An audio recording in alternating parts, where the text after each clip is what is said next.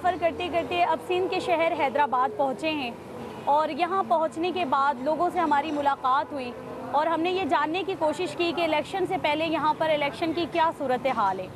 اسی سلسلے میں بات کرنے کے لیے ہمارے ساتھ موجود ہیں ہماری ساتھی بائیکر طیبہ طارق اور ایک سینئر صحافی علی حسن، جو کہ حیدرآباد کے پرانے رہائشی بھی ہیں۔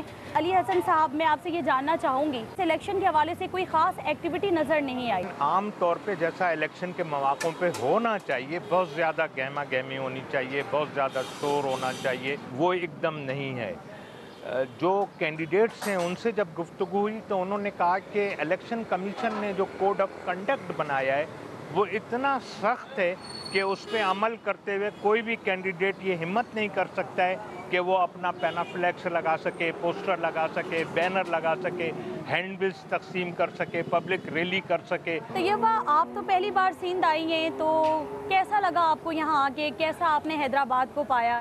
جب ہم لوگ شہر میں تھے تو یہاں پہ بہت سارے برانڈز دیکھے، بہت سارے مالز ہیں، بہت اچھے روڈز بنے ہوئے ہیں، لیکن ساتھ ہی ساتھ جو حیدرآباد کا اندرون ہے وہاں پہ وہی مسائل، لوگوں کے صاف پینے کا پانی میسر نہیں ہے انہیں، نالیاں کھلی ہوئی ہیں، اور اس کے علاوہ جو ہے جگہ جگہ کچرے کے ڈھیر ہیں۔ اچھا علی حسن صاحب، آپ ہمیں بتائیں کہ جو لوگوں کو پانی میسر نہیں ہے پینے کا صاف، اس کی کیا وجہ ہے؟ ڈیولپمنٹ کیوں نہیں ہو رہی ہے؟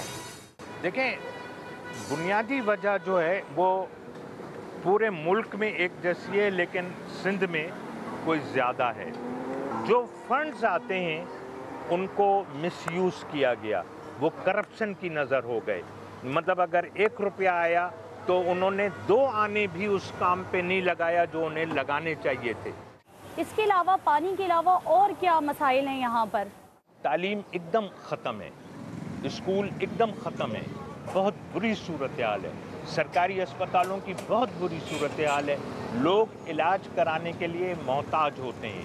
میں نہیں کہہ سکتا ہوں کہ ایک سویلائزڈ ملک میں سویلائزڈ سٹیزن کے طور پر زندہ رہنے کی سہولتیں موجود ہیں۔ بہت شکریہ علی حسن صاحب آپ کا، طیبہ طارق آپ کا بھی بہت شکریہ۔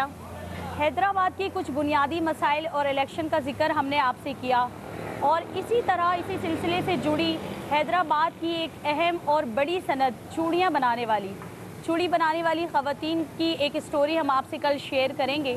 دیکھتے رہیے BBC اردو آن ویلز۔